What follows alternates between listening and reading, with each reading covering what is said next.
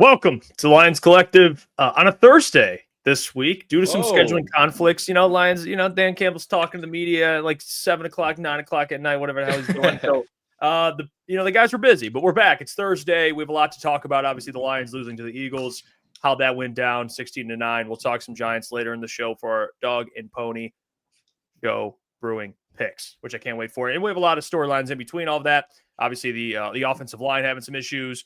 Dan Gamble's aggressiveness, and then the 3-game home stretch we have coming up here for the Lions. But, fellas, how are we feeling today? We're good. Okay. We're good, man. We're just ready to keep on rolling, baby. Well, I love it. Yeah, I mean, the game on Sunday Sunday night was interesting. I know a lot of storylines came. I mean, it's a loss, so a lot of things are going to be discussed. The fourth down stuff. Apparently, J-Mo being a villain is one of them. I guess we're learning more about that. Shout out to Will, by the way. But I'm just saying, Mike Valenti and Rico tore his ass up. Just going to be honest with you. And we do not associate. I deny. Hey, Rico, got a lot of love for Rico. I deny the association. Hey, Rico used to be my teacher at Spec, so I love Rico. But they got a lot of flack for what they said about J-Mo, although some of what they said may be true. They got a lot of callers too.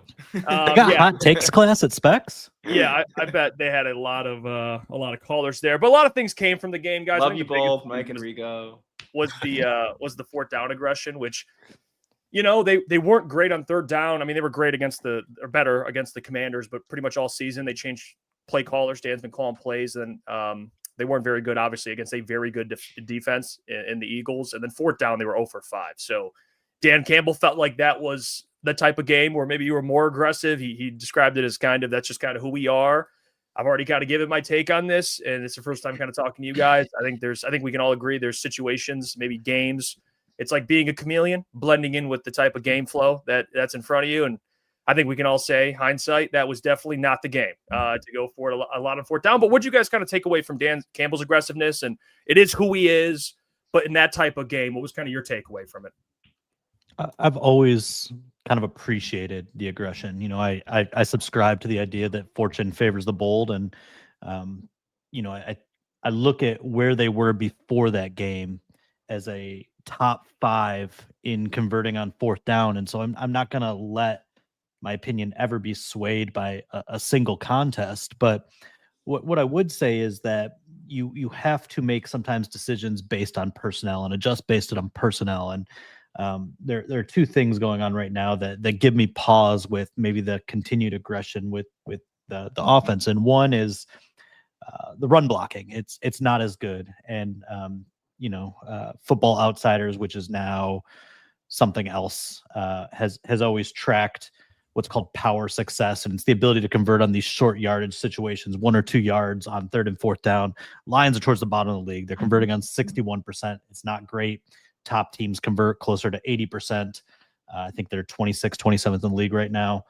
And then you were missing Sam LaPorta. And when you take that piece away from the offense, one of your top third down weapons, a guy that kind of dictates some coverage looks and maybe frees things up when he's not the target, that piece is missing. And so I think you have to adapt. I don't think it's wrong with maybe testing the waters early against the Eagles, but after 2 or 3 failures, maybe you have to dial it back and consider a different way, particularly when your defense is playing the way it was. Yeah, sticking with the defense for a second, I feel like that's the story of the game, and that's something where I feel like Dan Campbell, for whatever reason, I know he's an offensive guy, I feel like he hasn't fully adjusted to the fact that his defense is playing pretty damn good right now. This is a team that defensively, like when you put them in a situation, sudden change, turnover on downs, like they come through, but you don't have to put them in those situations. Like you can help them out too. Like it doesn't just have to be like, okay, we didn't come through on offense, defense, go save the day. And that's what it felt like. And to me, like we talk so much about how Dan is so good at predicting how games are going to go. That's sort of a superpower of his. This didn't feel like one of those times, or at least an example of one of those games, because you hear him after the game and he said, we got to be better, especially on a day like today where you're playing that kind of defense, that kind of team. The margin for error is so small. We get in the red zone, we have to score touchdowns, man. We can't come away not scoring 7 there. I think you could on a day like that where I think he struggled to realize maybe, there's a lot of talent on this Eagles offense, but like they're not playing like we're used to seeing the Eagles. Entering week 11, they're 23rd in yards per game, 25th in yards per rush, 26th in offensive success rate, 27th in third down conversion rate. Like a lot of the issues the Lions have, the Eagles have on the other side over there in Philly. So like it wasn't going to be this like high scoring game. And I think Dan kind of thought it needed to be in order to win this one, but his defense was balling. And instead of, I know people hate this, but the points, kicking the field goal. I know it's windy, but like there were 3 to be had. He didn't go for it, and it backfired. And when you're going for it on fourth and short, and you don't come through, you're putting your defense in bad spots. So it's like I don't know if he realizes how good his defense is. It's, as he said after the game, championship style, but he's not coaching like he has a championship style defense in some ways. So I think it would have been advantageous for them to, hey, punt from midfield and back them up deep and force Philly to make some plays. And if they can't, then they're punting deep in their own territory, and your offense getting the ball around midfield, and then that helps your offense in some ways. So I think if he approached it a little bit differently, it might be a different game. That's something he admitted after that game. Yeah. So I'm sure he's thinking that himself, but that's kind of where my mind goes after a game like that. Yeah, I mean, it's easy for all of us to say in hindsight that they should have taken some points and approached the game a little bit more conservatively. And Campbell said it himself. He used that very logic after the game and acknowledged that if he had made some more, in his own word, conservative decisions, they would have had a better chance to win that game than some of the decisions that I made. And I mean, I agree with Colton. I just got the sense watching that game, and even more so after, that he just coached it under a couple false impressions. One, that it was going to be a shootout that required touchdowns to win, and 2, that his offensive line hasn't sprung leaks, and it has. And it's right now, in my mind, the biggest story of this season, even ahead of this emerging dominant defense. And when you line up behind Graham Glasgow, who is aging and who is battling injuries himself, and who is playing center after having played mostly guard the past couple of years, and behind Coyote Awosika, who is a reserve, and behind either rookie Tate Ratledge or Tristan Cologne when he came in for Tate Ratledge, it's not Frank Ragnow, Kevin Zeitler, and Graham Glasgow. And that has to impact your decision-making as a coach on third and especially fourth and short. And as that game went on, and it was clear that it was going to be a game where points of any kind, not just touchdowns, were at a premium, I thought it would have behooved them to kick field goals, one from 21 yards and even one from 50. And always easier to say that after the fact, but I think this was clear during the game. When you run 4th and 1 up the gut behind the 3 guys that I just mentioned against Jalen Carter and Moro Ojomo, it shouldn't be a surprise that Carter and Ojomo win that matchup. And when you run 4th and goal from the 3 and you have your quarterback drop back, while it is a surprise that Jalen Phillips beats Penei Sewell off the edge, it should not be a shock that Jordan Davis barrels through Coyote Awosika and forces Goff to throw incomplete into the back of the end zone. And I'll echo Justin. I loved and still love, in some circumstances, the aggression, the boldness that Campbell coaches with. But there have to be times and games and circumstances where you adjust for the conditions. And I just don't think he did that quickly enough on Sunday night. And against defenses like Phillies and like Green Bay's, the kind of defenses that they'll have to beat in the playoffs, assuming they get there, I think it's incumbent upon Campbell to acknowledge not just how well his defense is playing, but what he's working with now on offense. And it's true that the 2 best defensive fronts, the 2 most attacking yet simple defensive fronts they have seen this season, Green Bay and Philly, have overwhelmed their offensive line. And now entering the final 7 games, I think Campbell needs to account for that against defenses like the Rams, who they'll see in week 15, that are similar. I want to go back to some of the individual 4th down calls, and the Gibbs run up the middle. I know a lot of people think Montgomery should have been in there. I have no problem with Gibbs running up the gut. I mean, I think he's proven he can do it. He's runs with physicality. He runs with speed, getting up to the line quickly. I have a bigger problem with doing it while Tristan Cologne is in there, right? Like that's a personnel decision. Carter destroyed Cologne predictably, right? Like that's, you got a guy that's barely into the flow of the game, and you're asking him to block one of the best defensive linemen in football on fourth down. That's a killer decision. I don't have a problem not kicking a field goal from 50, and I think that you think about the context of the game, and we saw Jake Bates miss a 45-yarder. We know the wind was kind of crazy in that one. It's kind of a 50-50 decision. Do you punt from the 32? That's going to do real well on the cowardly punt index on the New York Times. That one's a coin flip for me. And then 4th and 3 from the 3, like, again, I don't have a problem with that. We don't expect Sewell to break down there. I just, it's that one with running it up the gut with Cologne in there at guard, like that was so problematic to me. And then the fake punt too, right? Like, I think Dave Phipps' logic today was presented in a way that was viable, that, the way he explained it when we asked about it today was, they found when starting defenses stay on, there's this psychological element where they just expect that to be enough to force you to punt. And so you almost catch them sleeping. Well, you didn't catch them sleeping. And you're asking what amounts to an offensive line made of linebackers on special teams to block Jalen Carter, to block Ajomo. And, predictably, it was a disaster because, maybe opposing teams sleep on fakes against a lot of teams. They don't sleep on them against have done them so frequently. And so you can't count on that the same way that maybe other teams can. The only thing I would say, Justin, to counter your point on 4th and goal from the 3, is that, yes, while Sewell whiffed, and we almost never see that, so did Awosika, who's a backup guard who had to take on Jordan Davis, who is a Pro Bowl caliber defensive lineman. And if Awosika hadn't broken down in that matchup, Jared could have stepped up in the pocket. And if he could have done that, he would have had the half second or second more that he needed to find Brock Wright, who was wide open coming across the goal line. But because he didn't, because the protection broke down from not just the right side, but up the middle, and even Decker on the left side, he was forced into making a poor decision because he didn't have time to read the field, to get through all of his progressions. And so again, you're trusting what is right now kind of a cobbled together offensive line to hold up against the best or second best defensive front you have seen all season in a critical down in a game where 3 points are huge. And I just don't think that's advisable. I'm watching it again for no reason.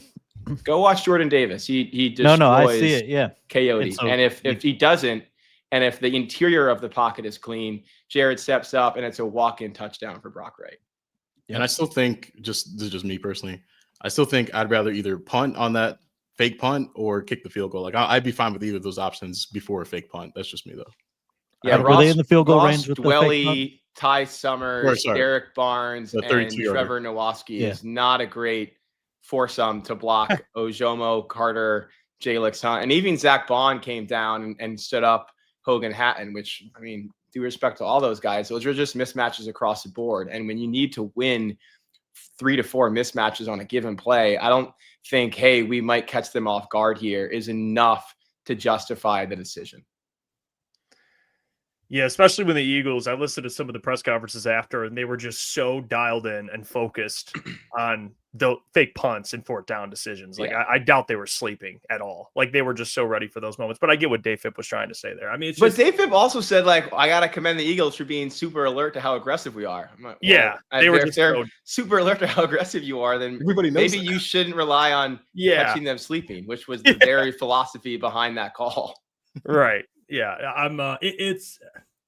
I think a lot of it was one of those games where points mattered, and clearly you lose by a touchdown essentially. And I know like the JMO celebration pushed Jake Bates back, made him kick a longer extra point.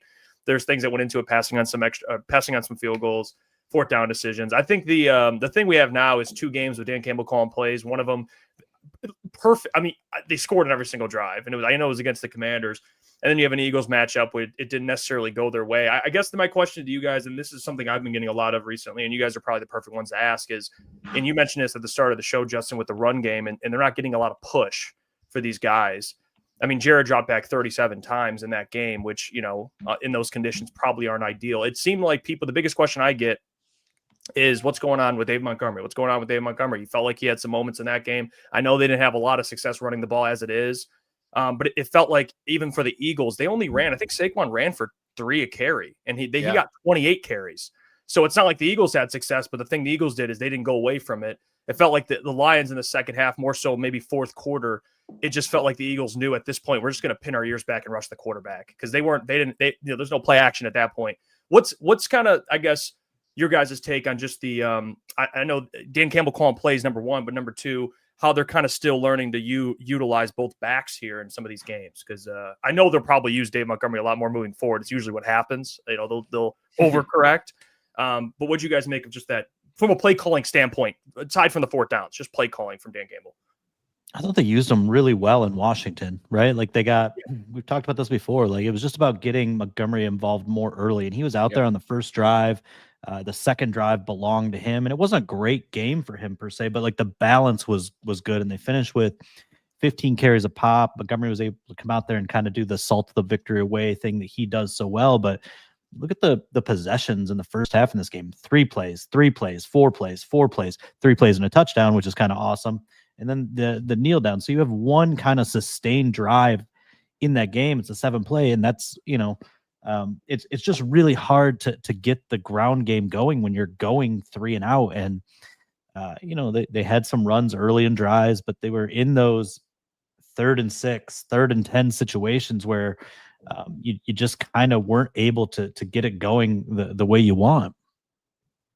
Yeah, they tried, and this was something that Dan Campbell talked about this week. He's kind of the belief that you find out inside of a game which run schemes are going to work in that given day. You obviously have an idea going into it of how you want to run the ball and when you want to get certain guys involved, but not until the game begins do you really grasp which of your concepts are working best. And so he highlighted the one drive that ended in the 4th and 1 stuff of Gibbs, where they ran it 4 times, just trying to spark the ground game. And he's like, we're trying wide zone, we're trying perimeter, we're trying trap, we're trying pin and pull. I don't think all of those apply to just that one series, but over the course of the first half, they were testing all these different levers to see if any of them really worked, and none did. And I think once they got down 2 scores, like you mentioned, Jeff, in the fourth quarter, that's when it really became just a drop back passing game. And that's when the Lions offense, especially behind this offensive line, is most vulnerable. But I agree. I thought one of the best things that Campbell did against Washington was involve Demo early. And it was discouraging to see that the offense wasn't efficient enough to sustain that for a second time against Philadelphia. Yeah, to me, there's really no excuse to not work David Montgomery in early in a game. Like, I get it when you get to the fourth quarter and you got to drop back and pass, like you're just at the mercy of the game flow at that point. But there's really no reason why you can't work in Demo early in those games, especially a game like this where to us, it kind of looked like it was going to be low scoring. It's hard to determine that early, but I do feel like Dan kind of went in with a different mindset. And I think for them, it's like they think Jahmyr Gibbs can play against any defense, even when he's not running the ball well. What do we see in this game? He adds value as a pass catcher and has over 100 yards. So I think they know that he's such an offensive weapon. They're going to need him. Whereas Demo is way more week to week dependent. Depends who they're playing on defense. But I don't think it needs to be like that because you can get him in early. And I think they've kind of gotten away what they did last year, where Demo was getting the early work, and he was the guy that was kind of taking out defenses and softening them up for Gibbs in the second and third quarter. They come back to him in the fourth. They've kind of gotten away from that, and I understand why. Gibbs is so good. You want to keep him on the field as much as you can. But then you're looking at the end of the game and you're saying, oh, he only has 6 carries. And then we're asking the same thing every other week. Why isn't Demo getting more touches? And they're saying, oh, we'd love to get him more touches. I feel like I've heard that 12 times this season. Mm-hmm. So it's like, now that he's a play caller, you can do that, man. That's up to you now.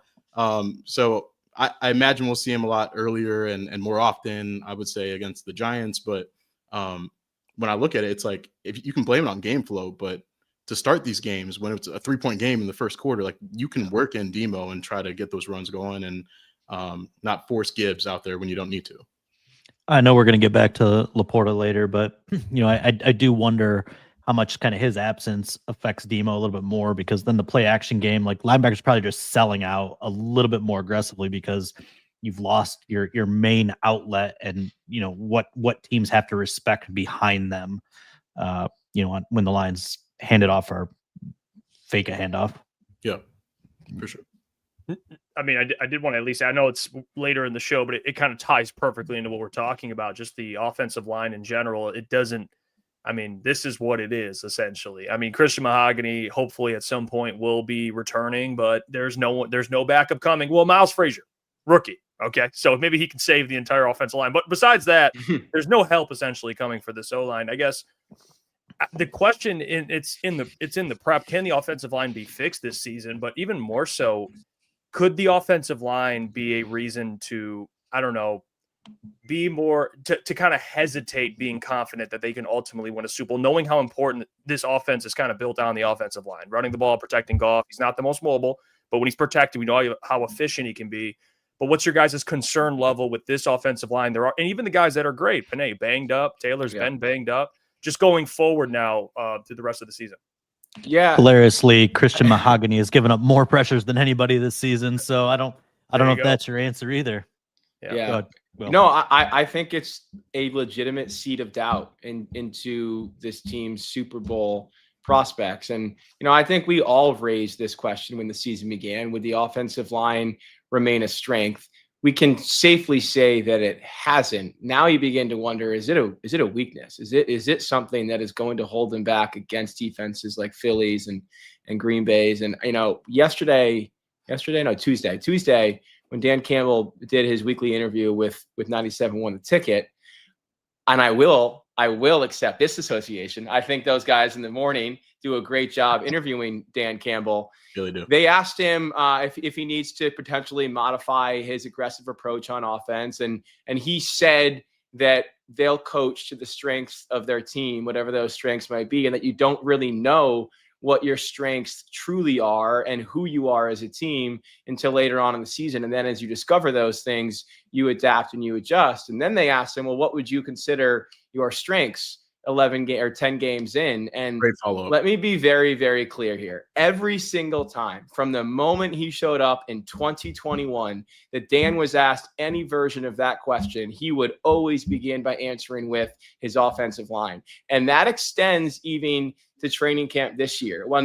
While he may not have been as bullish about it, he was still hopeful that with Panay there and Taylor there and Graham back and two young promising players in Graham and Christian, it would still develop into a strength as the season went on. He answered by listing off their explosive skill players on offense, their quarterback, and then basically every single aspect of their defense, which was justified, and then their special teams coverage units, which is a long way of saying he omitted the offensive line. And Dan Campbell is a very honest, the most honest NFL head coach. And he doesn't say things simply to say things. And while he didn't say it directly, I think he acknowledged for the first time in his tenure here that the offensive line is not a strength right now. Could it turn back into one over the next 2 months if Miles Frazier performs like Mahogany did last year in his 2 spot starts, and if Decker starts feeling better?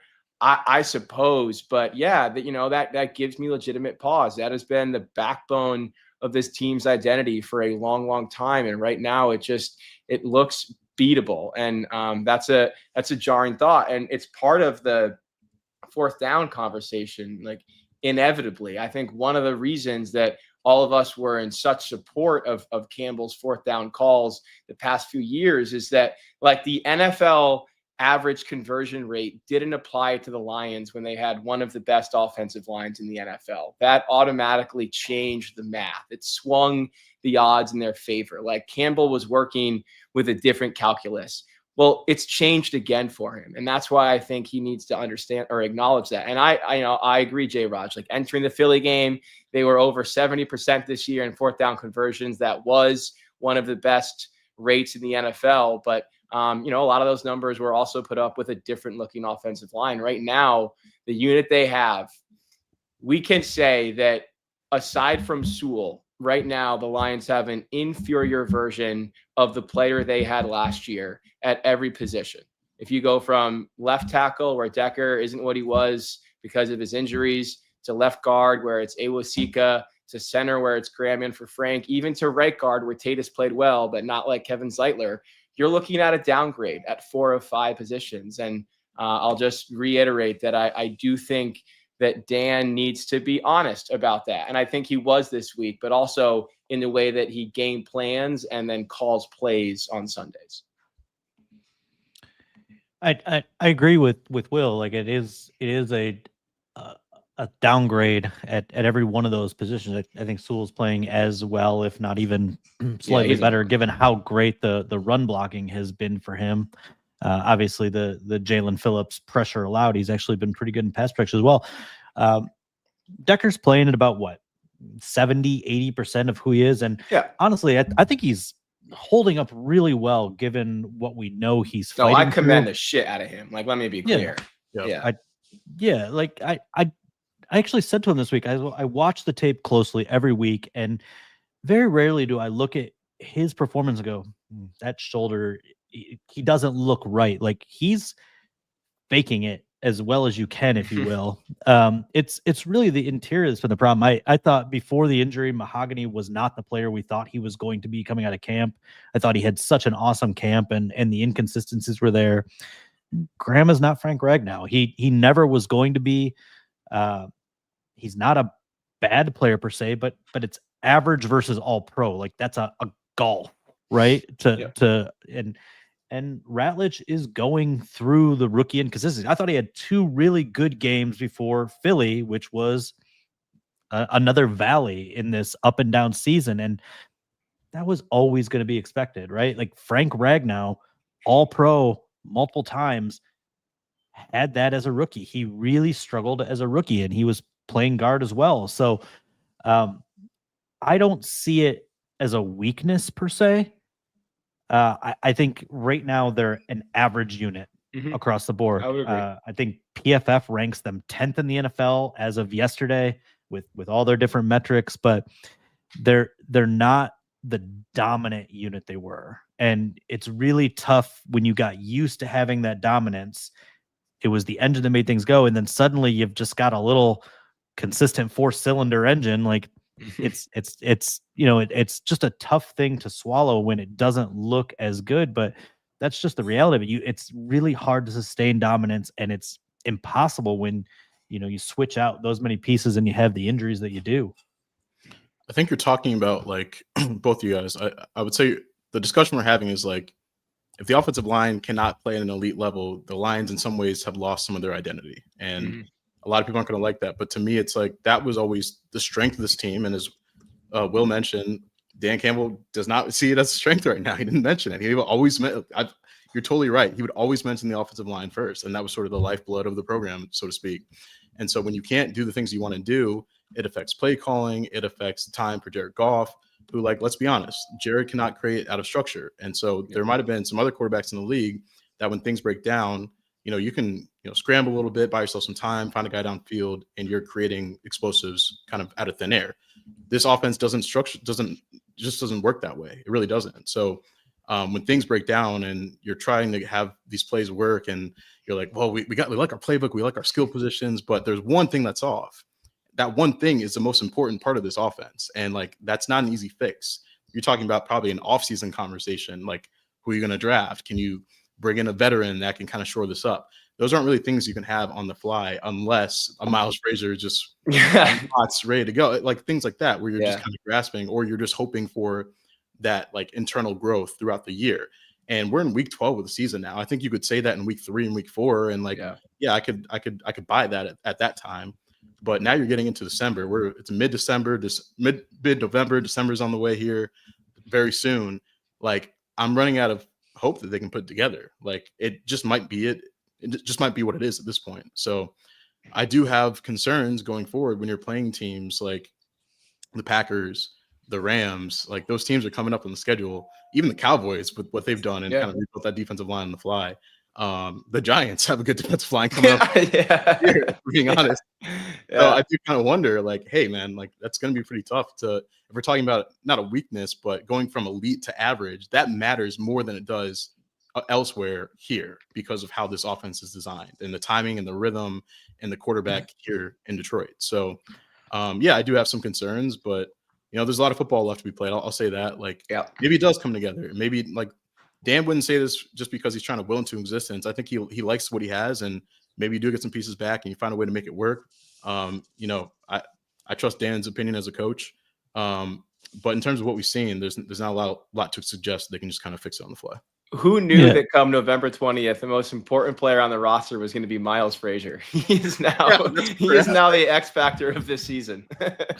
That's a bit aggressive. I'm not gonna co-sign on that at all. Being But facetious. yeah, well, no, put it out there. Just flip so it, everyone flip it is for clear. Mustafa. Yeah, that's our YouTube short this week. Yeah, Just yeah. that 5-second Yeah. clip of Will. Mustafa. I don't want to get to 2026. Like it's obviously premature, but I do think, you know, they're probably gonna have 4 guys back next year. I just, you know, I think 4 of those starters will be back. I do think Decker's gonna be back based again on another conversation this week. You know, who knows where his mindset ended up in the offseason, but I think, you know, there's a good chance that shoulder calms down with a little bit more time to rest. So you got 4 back, and then it's really, what do you do at center? I'm still not convinced that Ratledge is your answer there, but Ratledge should be a much better player in year 2 than he is in year 1. So what do you do? Where do you find an upgrade? I don't know. Like, I don't think there's going to be an obvious, clear, available one in free agency. And I'm not going to pretend like I know the draft right now. I don't. But, you know, if you're talking about a draft pick and a rookie at center, like this might be a problem that extends beyond this season. Those 2 Browns guards that I think a lot of us, including myself, had sort of latched onto as potential trade deadline targets are both scheduled to be free agents, Bitonio and Teller. So, you know, maybe that's your version of Kevin Zeitler next year, the proven, reliable veteran that you can bring in to stopgap at guard for a year or 2. Just a couple of names to throw out there. But this says, you know, when you look at what the Lions have done this year against the 3 worst defenses in the NFL in yards per play, which are Cincinnati, Chicago, and who would be the third? And Cincinnati, you don't look at the offensive line at all as a weakness. But just to clarify what I was saying earlier, against defenses like Philly and Green Bay, it begins to look like one. And that's concerning because in some ways, it really doesn't matter what the offense does on Sunday against the Giants as long as they win. And it won't really matter what they do 2 weeks later against the Cowboys as long as they win. What matters to me is how they look against the Packers on Thanksgiving, against an elite defensive front, the kind of defensive front they will have to come up with answers for if they want to make a run. Yeah, I mean, you guys kind of already, I mean, well, Colton did alluded to the next couple of games. I mean, you have the New York Giants, which they play this week, the Green Bay Packers, the Dallas Cowboys, all at home. And and we're talking about the offensive line. I mean, all 3 of those teams, man. Like, and I know we can joke about the Cowboys, dude, but they're led by the Lions' great James Houston, 4.5 sacks on the year. But they got, which is crazy, by the way. That is just absurd. But they have depth. In the Packers, we know what they have: Rashawn Gary, Micah Parsons. We know we don't have to bring up the Giants. I mean, they have like multiple first-round picks on the defensive line.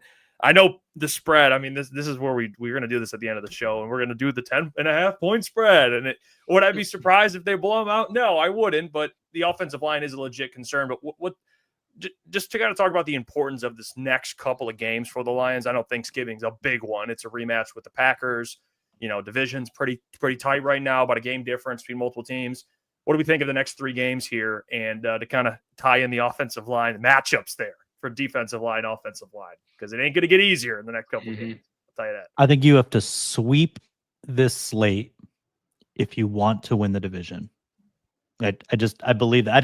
I don't think you miss out on the playoffs if you stumble in one of these 3 games. And look, all 3 of them present their challenge, including the Giants, who I think are a much better team than their record suggests. But if you really want to win this division, I think Chicago's going to fade. But you know, if you want to top Green Bay, that Rams game on the road is looking pretty daunting.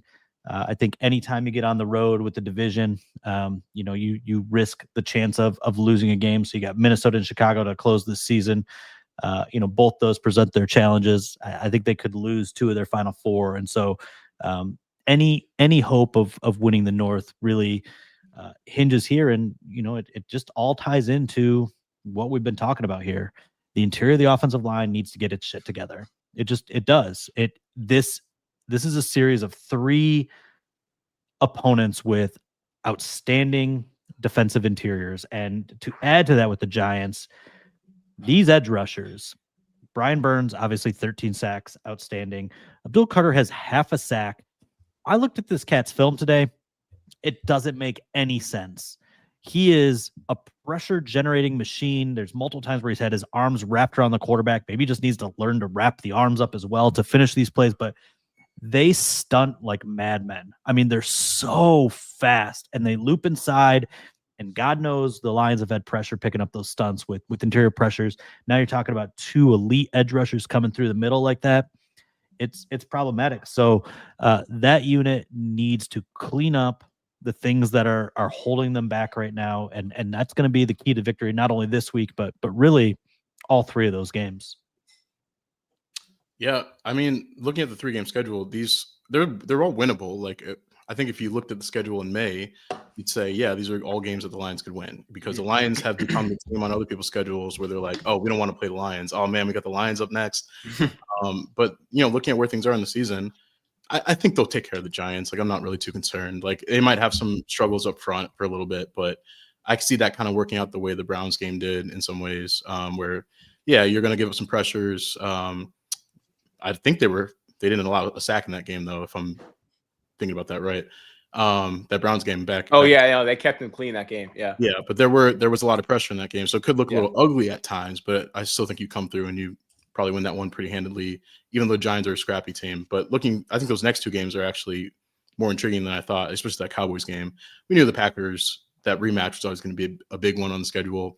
Probably a lot of sour taste kind of lingering from that week 1 matchup. We always said you get that at home, some of the communication issues from that game get cleaned up, then you probably have a good chance. But you got to go out and prove it. Like, you can say all those things after week 1 and say, oh, we'll get that cleaned up. We'll be ready for next time. You're getting them again, so you better be ready. That's what I was saying about that one. And the Cowboys, they're playing some good football right now. I know they started off kind of slow and defense was an issue, but some of the trades they made and kind of shoring up that defense in some ways, or at least trying to give themselves a chance to make a run here late in the season.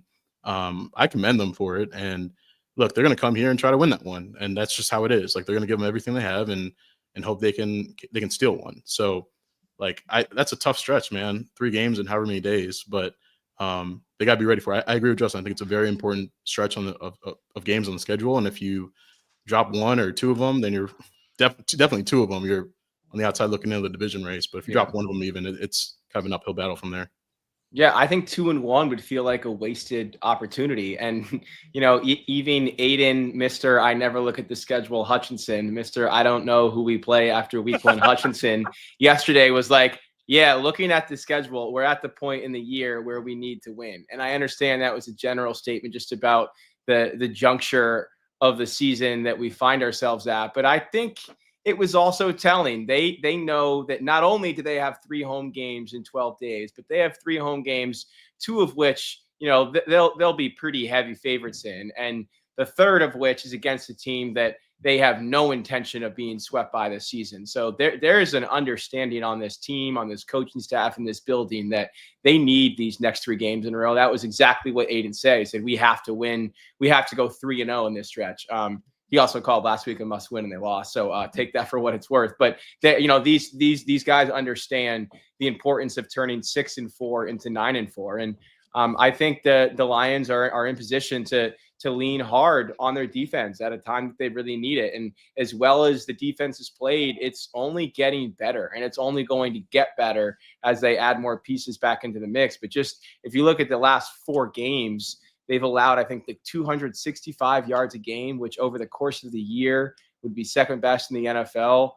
Just 4.6 yards per play, which over the course of the year would rank first. And I know they faced Mariota in that stretch. They faced 9 in that stretch, but that's still, almost a quarter of the season where they have played really good football, mostly without their number 1 corner, their all-pro safety, and arguably their 2 top defensive ends in Davenport and Pascal, and their number 2 corner in Terrion. So even as some of the schedule stiffens, as the personnel improves, there's good reason to believe that those trends can continue. I think the return of DJ Reed is huge as we're doing kind of a look ahead segment here. Because after you get through New York and Green Bay, who don't pose that many problems on the outside, you've got Dallas coming to town with CeeDee Lamb and George Pickens. You're going to want DJ Reed on the field and Kirby Joseph on the field in that matchup. And then you've got later on in the year a trip to LA to play Stafford, Nakua, and Devontae Adams. Like, you need your big dogs in the secondary healthy and ready to go in matchups like that. So I think we will see DJ Reed make his return on Sunday against the Giants. And I don't think we can fully overstate how important that is. Not necessarily Sunday, but big picture in this season. And the same goes for Kirby Joseph, who, if I had to guess, will play next Thursday on Thanksgiving.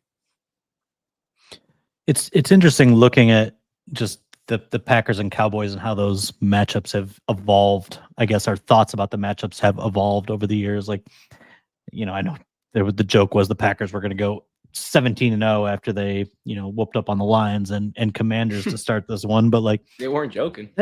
That team has been so inconsistent. They particularly on the road, this season, like they just haven't looked like a team that intimidates anyone. And every time you think Dallas has got their shit together, like they lost to the Cardinals. Like, I mean, that's a bad loss, and that was not like it was week 3. That was 2 weeks ago. And so there's almost no reason the Lions shouldn't run this table, with the games being at home in particular. Yeah, I wanted to also, I mean, we're kind of tied in. The next 3 games kind of lines up this whole Sam LaPorta stuff, which, by the way, per a random internet doctor, he broke his spine. So just letting you guys know, random internet doctor told me he has broken his spine. But he's expected to return this season. Sam LaPorta, we saw how important he was when he's playing on the offense, when he's playing with the offense, and then when he missed. I think people understand how valuable he is from like a pass catcher standpoint, but also don't realize that he's a very good blocker as well. So he brings a lot of things to the table. What's kind of, I guess, Brock Wright. Okay, listen, I love Brock Wright. I think it's safe to say that I know when he was out, at least from what I've heard among just, doing a show every day, people are pretty confident in Brock Wright. Love Brock Wright. Clearly not Sam LaPorta. All right. And I think we understand life without Sam LaPorta. I know he's coming up for an extension soon. And you're going to have to replace him if they don't choose to extend him. But the next stretch of games, how important is that, not having a guy like Sam LaPorta? And what does he do for this offense? I'm going to do a radio tease here and say we're going to get back to the Sam LaPorta discussion after Jeff throws to our Sleeper sponsor and tells all of our listeners about Sleeper. Take it away, Jeff. I gotcha. We'll see you back in 30 seconds. Quick message from our sponsor. Sleeper is the #1 fantasy sports app. It pays to know sports. Pick more or less on top players. Your first pick is on us, so start winning now. Play in Texas, Georgia, Minnesota, and 27 more states. Pick anytime across all sports, pregame or live. Over 10 million players are already on Sleeper. Make your picks count. Score up to 1,000 times your cash. Join today. Get up to $100 credit using the code HMA. Call your shot on Sleeper. Download. All right. Let me tell you about our friends over at Sleeper. By the way, use that code HMA because Sleeper takes care of us and they take care of their customers. One of the fastest organically growing fantasy platforms in the entire world. They got over 6 million active users, and they're continuing to grow. They also have Sleeper Picks, which is a real money product. Very simple. I did mine for Lions Giants. You choose 2 to 8 of your favorite players from pregame live or across different sports. You just pick more or less. I'll tell you right now. All right, I'm going more on Dave Montgomery's yards, and I'm going more on 0.5 touchdowns. I think D-Mont gets involved this week on Sleeper. You can get up to 1,000x payouts. Share with your friends. Get rewarded together. Shout out to Sleeper for sponsoring the program as always. All right.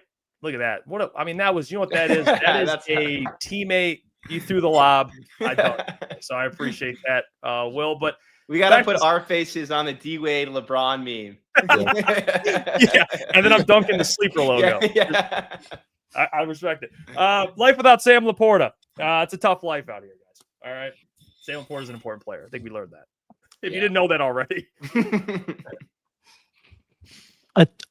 I think, and maybe I'll just go a different direction with this. Like the loss of run blocking Sam LaPorta is weirdly important. It's something you could have never foreseen coming into this season. But he's made tremendous strides in that department and really helped open up some of the versatility with the run game on the outside. Obviously, the receivers get a lot of credit out there as well, but he's done just a really good job with the variety of assignments that a tight end has to execute. And look, I know the Lions love Brock Wright. I've long struggled to kind of see that love. I think there's something to be said about versatility and dependability. I get all that. He contributes on special teams as well, but the consistency with which he executes his assignments, both in the passing game and the blocking game, just don't hold a candle to LaPorta in my mind. Yeah, and I thought it was notable when Dan Campbell was asked earlier this season which players on the roster he thinks have made the biggest strides from last year. It was LaPorta that he mentioned on offense, and it was specifically LaPorta's blocking that he was talking about. We've known since he showed up that he could be a Pro Bowl, all-pro caliber pass catcher at tight end, but he had come a long way as a run blocker, and that's exactly what Dan was referring to. And at a time where the offensive line is struggling to win blocks as a unit, they're going to feel that absence. They're also obviously going to feel it on third down from a pass catching perspective. When I asked John Morton today, where they're going to feel or have already felt LaPorta's absence the most, he kind of danced around it for a bit. It was like, well, everywhere. But eventually he came back to third down and red zone. And I kind of think that Sam LaPorta is now what a lot of people thought Tim Patrick was last year. And Tim Patrick, yes, was a weapon in the red zone at times. He wasn't quite the weapon or safety valve on third down that people assumed that some people assumed he was. Sam LaPorta is that. Before last week, without Sam, 20% of Goff's throws and completions on third and fourth down this year had gone to Sam LaPorta. That's a pretty big chunk in an offense that features St. Brown, J-Mo, Gibbs, Demo, Leaf, even Tesla a little bit earlier this season. That gives you an idea of how frequently Jared was looking his way, Sam's way, on those critical downs. So how do you replace him? I mean, you don't. You can try to in some version of the aggregate, but it's a really big loss in a lot of ways. 95% of that remaining 80% goes to St. Brown. Yes. Yeah, 100%. I think with LaPorta out, you lose your ability to disguise some things, and that's because he's so versatile. He can do it at any alignment. I saw this on Next Gen Stats. He's the only player in the NFL this season to record at least 80 receiving yards and a touchdown when split out wide, in the slot, and in tight. His EPA per target, when targeted, is 0.77. That's the third highest among tight ends. He has the third most contested catches among tight ends, the sixth highest yak per reception. So he can do it all. And as you guys mentioned, the blocking has really improved. One thing I noticed, and I don't think this will be a trend, but it was a little bit weird last week. Normally the Lions are about 32.9% in 12 personnel. For those at home, that's one tight end or one running back, two tight ends. That was the seventh highest rate in the NFL entering week 11. Without LaPorta, that number dropped significantly. I think it was only one offensive snap in 12 personnel, maybe two. And when using 12 personnel, really it's the passing game that really, I think, is where Jarrett kind of thrives in 12 personnel. The Lions lead the league in pass rating at 138.9. They rank second in yards per attempt at 10.8 and third in completion percentage at 78.7 when passing out of 12 personnel. So I think that's where you'll see it. If the Lions don't trust Ross Dwelly or Jackson Meeks or whoever else bring in at tight end to be on the field with Brock, then you're a little one-dimensional in some ways. And Brock isn't the best receiving tight end. He's, they like him for the things that he can do, his knowledge of the offense, his dependability, but he's not Sam LaPorta. Just plain and simple, he's not. So when you lose a guy like that can do so much for your offense, it's going to set you back. And you saw 11 personnel skyrocket to 75% in that game against the Eagles. Maybe that means more Isaac Tesla as a red zone option without LaPorta, maybe a third down option. But they've been saying that again all season. We haven't really seen it. So I'm kind of skeptical about that. Yeah.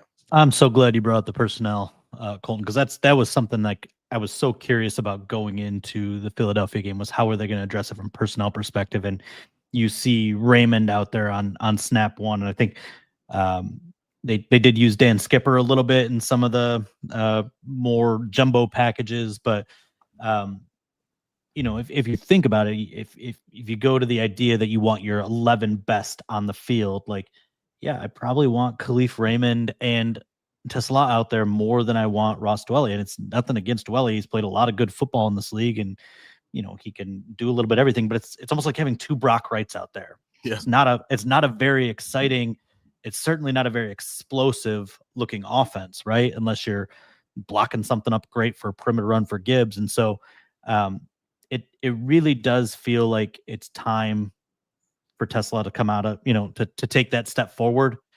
I think we can all agree that there's been, some acclimation in terms of learning the playbook. There are moments where he's looked confused, particularly when he's had to kind of sub in for something where he hadn't practiced. But, if you consider about, like, look at the playbook that the Lions have versus what Arkansas has is probably 3 times as big. On top of that, at Arkansas, he had a very caged role. They right? didn't even know they had him. And so, you're on the roster. Yeah. he's now playing this versatile role, and he's practicing, and he's trying to get caught up as fast as possible. But this goes back to the idea that maybe he was a little bit of a project, developmental. We knew that, and then we just got so overexcited by the moments in the preseason and training camp. But you hear the coaches all the time say it's 10 games into this thing. Like, you've got to be ready now. Like, now is the time, because you are needed. Sam LaPorta is out. You are needed to step up and fill the void. And I don't want to say he's St. Brown, because St. Brown had so much more experience in college to be ready for this role. But this is when St. Brown took off, right? As a rookie, was that 9th, 10th, 11th game, and where it really started to come together. Like, now's the time to get Isaac more involved and to get more production out of him, to bridge this time where LaPorta's out, whether it's 4 games or the remainder of 2025. We don't know. And I the think usage. you look- Go ahead, Will. I was going to say the usage has increased since Dan took over play calling. I think it was Morton's last game as play caller when Tesla only had 3 offensive snaps. I think he's at least 20 in each of the 2 games that Campbell has called plays. The ball hasn't quite come his way, but he has been on the field more frequently. And I do think, Colton, that even before Sam got hurt, they were beginning with Campbell calling plays in the first game to lessen the amount of 12 personnel. Am I right about that? And that was part of getting Tesla on the field more. So, he has been out there. That bodes well for the ball coming his way, especially now with Sam being out. So, I think this really has to be Tesla time as a red zone weapon for Jared with Sam out. Maybe not so much on 3rd down, but certainly that big bodied player who can win some 50-50 balls. He is also a guy, if used correctly, who can draw some OPIs. And if I'm not mistaken, I have to credit TJ Lang for this. He noted this week that the Lions have not drawn a single pass interference penalty all season, which is staggering. And it's also partly a product of the receivers that they deploy. Tesla is a different physical profile. It's another reason why a lot of us were so excited about how he might complement the offense back in training camp. And as they've used him more, now is the time to get him the ball more. And I think one of the biggest adjustments for Tesla, going from college to the NFL, was working on the outside. He didn't do that a ton in college, at least at the Power 5 level. So I think when you look at how they can use him now in terms of maybe doing some of the things Sam can do, Sam was lining up in the slot and working out of there quite a bit and running these hitch routes. That's a lot of what Tesla did at Arkansas. So that should be familiar to him if you want to kind of put him in that role as, hey, go operate in the middle of the field, find the soft spots in the zone. I think he's a smart kid. I think he'll be able to pick up on some of that if they want to deploy him that way. Obviously, he's not going to be an inline tight end, but if you can let him run some of the routes that he did at Arkansas instead of putting him exclusively on the outside and whatnot, you probably find some ways to account for some of the absence of Sam LaPorta. The pass interference stuff goes back to last season. It 1 or 2 last season as well. And I really think it has to do with personnel, right? Yeah. Like, it's who are your big targets? It's St. Brown, it's Jameson, it's speed, it's leading away, it's not contested catches, it's jump balls. So if anybody would be drawing them, I think it would be probably LaPorta. But even LaPorta is kind of a speed and separation guy. Despite the contested catch stat Colton threw out there earlier, that's just a byproduct of his talent. So Will, you're right. Like, if there's a jump ball guy on the roster, we've already seen it's Tesla. Yeah, by the way, I gotta just mention Colton's stats. Like I live for these freaking stats. Like if you could do me a favor and just add me to your Google Doc, it would do a lot for my career. So I would appreciate that, Colton. But I'll give you my True Media account. I got you. Yeah, you got the heat. Yeah, that's incredible. Before we got about a couple minutes left for the Dog and Pony Show brewing picks. And we kind of already mentioned it. Yes or no, they're covering that 10.5. We'll just keep it simple. You can give your final score, but you confident the Lions not only bounce back, but take care of business this week against the Giants. Even though I know it's not gonna mean much when talking Super Bowl, but just this week, focus on this week. They cover that 10.5. Yeah, I think they cover it. Yeah. I think the Giants are a faulty appliance of a franchise right now. Oh, God. That is a preview of the Fox 2 Rhyme on Sunday morning. You will hear that live on Fox 2. Okay. You will definitely hear that. I've been workshopping a couple ideas in my head today. Wow. They just are. And to me, it's more about the Giants offense that with or without Jackson Dart really doesn't pose much of a threat, especially against the Lions defense. I don't really see the Giants scoring more than 10 points in this game. And I think that the offense will do enough against a very vulnerable defense, even with those defensive linemen to pull away in the second half. The Giants are allowing 5.5 yards per carry. That is crazy. And it's even worse in the last 4 games. It's 6 yards per carry in the last 4 games. It's 170 yards per game rushing in the last 4 games. If I'm Demo and Ja, I'm licking my chops looking at this matchup. I think the Lions will get back to who they are in terms of a bullying, mauling team built on the rushing attack, and we'll feel better about how they look come Sunday at 4. Again, it only means, or it will only mean so much against a team like the Giants, but I do think the Lions will get back to who they are and win rather handedly. I'll say 24-10 on Sunday. You calling them a ragtag, magtag? Oh, nice. Yeah. Yes. More ideas. Yes. Hey, our Dog and Pony selection of the day, by the way. Oh, nice. It's alive. Delicious. Great choice. Oh, it's so good. One choice. It's so good. Get down to the brewery and have one of those sappers. We got Scott in the comment section. Says he's drinking that Dog and Pony right now. Oh, let's go. Shout out, Scott. Look at that. Hey, by the way, we're starting beef with Giants Collective. I'm just announcing it today. So listen, we're starting beef. All right, we're making fun of their franchise. Yeah, hell yeah. Let's scrap. Do it.